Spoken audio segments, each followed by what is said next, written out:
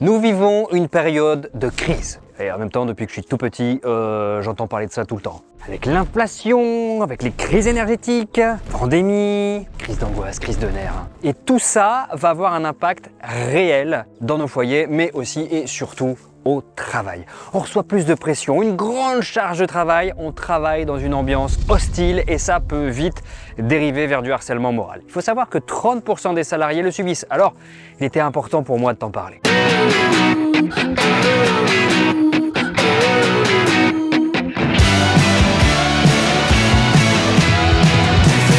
C'est quoi le harcèlement au travail? C'est des gestes hostiles ou non désirés, une conduite vexatoire, une atteinte à la dignité ou à l'intégrité de la personne, une conduite qui a un effet néfaste dans le milieu de travail. Pour qu'une situation soit qualifiée de harcèlement, elle devra répondre à tous ces critères. Il y a également une notion de répétition des faits, à moins que l'événement soit jugé suffisamment grave.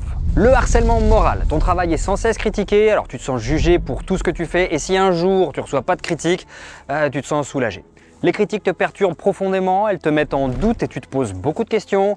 Je pensais être bon, pourquoi je me fais autant emmerder? Pourquoi je fais tant d'erreurs? Je me sens tellement nul. Est-ce que je suis un imposteur? Les critiques perturbent ton travail, ce qui cause d'autres erreurs. Tu finis par trouver une raison logique et légitime à toutes tes erreurs et puis tu tombes en douceur dans la dépression. On te donne des consignes que tu respectes ardemment de peur de faire d'autres erreurs et ces mêmes consignes te sont ensuite reprochées.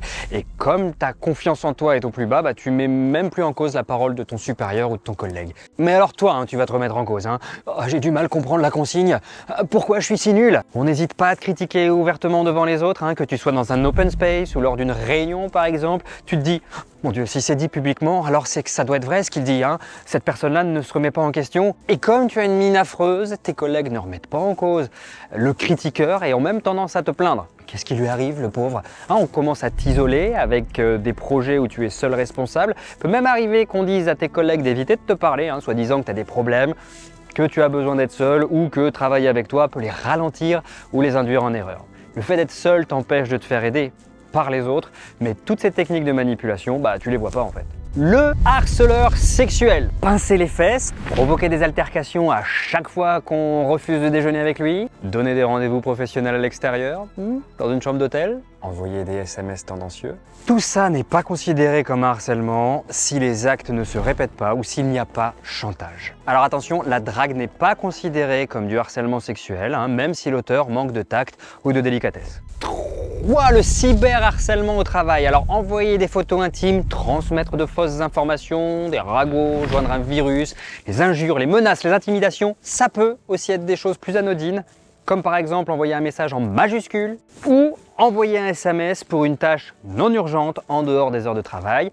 Envoyer à répétition des messages à travers des WhatsApp professionnels, l'envoi de messages aussi en dehors des heures de travail, ça peut en faire partie. 4. L'intimidation. L'intimidation est l'un des harcèlements les plus violents. Nous parlons d'affirmation du pouvoir par l'agression. Ça ne se passe pas avec tes collègues, mais avec tes responsables hiérarchiques. Il y a de nombreux exemples d'intimidation qui passent par des cris, des injures, des menaces, des punitions non justifiées, comme refuser certains droits, changer les directives tout le temps, faire des plaisanteries blessantes. Oui, ça, on est en plein dedans. Alors on peut comprendre que dans le milieu du travail, la pression soit monnaie courante. Mais il n'est pas normal qu'on abuse de toi. Si tu subis du harcèlement, ne cherche pas à taire cette souffrance. Travail ne veut pas dire souffrance. Au contraire, il y a des tas de personnes qui sont épanouies dans leur travail. Alors parle-en autour de toi. Tu peux d'abord commencer par tes proches et ensuite en parler avec un collègue avec qui tu as une certaine forme de confiance. Petit à petit, tu vas trouver le courage et les moyens de sortir de cette situation. Alors tu vois, on traite le sujet en 2-3 minutes, mais maintenant si tu veux aller plus loin, j'ai fait 1 heure de conférence complètement gratuite, ça se trouve dans le lien en description juste là sous la vidéo. Moi je te dis à tout à l'heure.